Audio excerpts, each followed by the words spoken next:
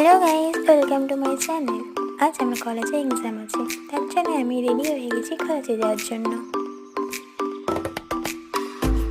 তারপর আমি বেরিয়ে পড়েছি টোটো ধরার জন্য। তারপরে টোটো করে চলে গিয়েছিলাম বাস স্ট্যান্ডে।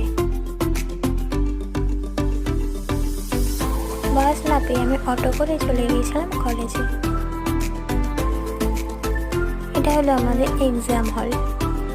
তারপর এক্সাম শেষ হয়ে যেতেই দেখি এই মহারাজ আমাকে আনতে চলে এসেছে।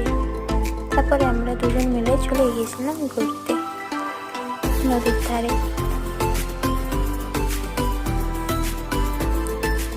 দেখতে পাচ্ছেন এখানে কত লোকেরা পিকনিক করতে এসেছে নদীর ধারে। তারপর এটা দেখুন, এটা হলো আমাদের আশ্রমের মন্দির।